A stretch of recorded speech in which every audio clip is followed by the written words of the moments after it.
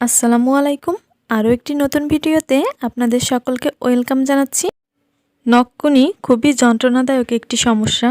নখ কাটতে গিয়ে বা কোনো না কোনোভাবে এই ক্ষতর সৃষ্টি হয়।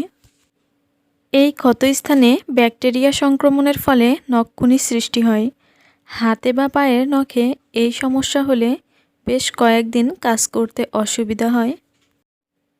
তাই কিছু ঘরোয়া উপায় কাজে লাগিয়ে এই সমস্যা থেকে খুব সহজেই মুক্তি পাওয়া সম্ভব।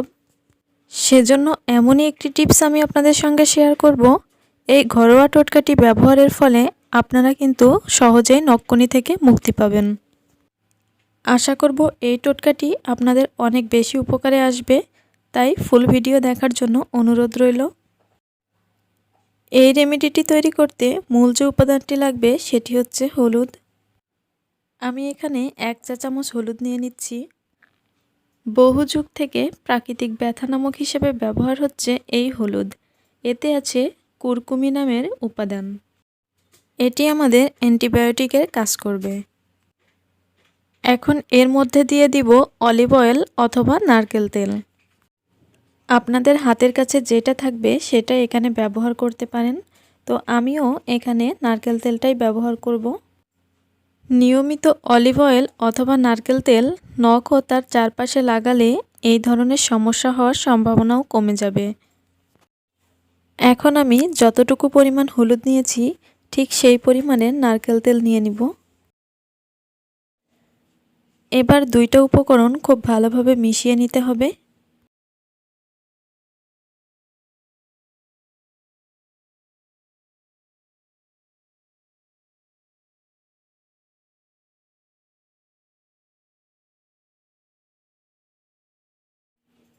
তো এইভাবে ভালোভাবে মেশানোর পর আপনার নখের মধ্যে লাগিয়ে নেবেন যেটাতে নখকুনি হয়েছে।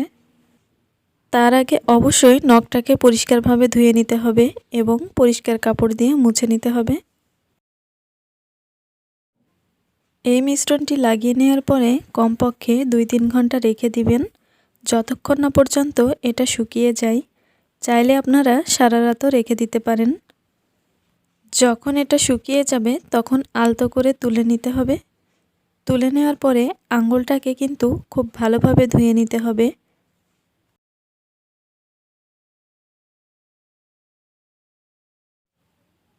নখটা ধুয়ে নেওয়ার জন্য আমি এখানে পরিষ্কার নর্মাল পানি নিয়েছি আর এর মধ্যে দিয়ে দিব স্যাভলন বা ডেটল।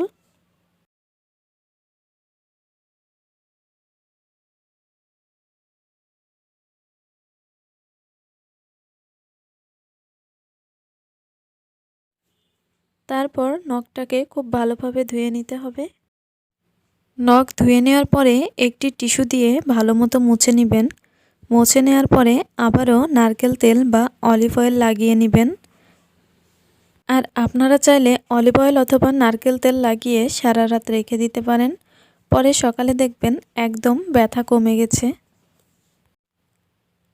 আশা করব আজকের এই টিপসটি আপনাদের অনেক উপকারে এসেছে। আর যদি উপকারে আসে তাহলে প্লিজ একটি লাইক দিয়ে দিবেন। আর আমার চ্যানেলে যারা নতুন এসেছেন তারা প্লিজ আমার চ্যানেলটি সাবস্ক্রাইব করে দিবেন। আর যারা সাবস্ক্রাইব করে রেখেছেন তাদেরকে অসংখ্য ধন্যবাদ। তাহলে এখন বিদায় নিচ্ছি, হাজির হব নতুন কোনো টিপস নিয়ে। আল্লাহ হাফেজ।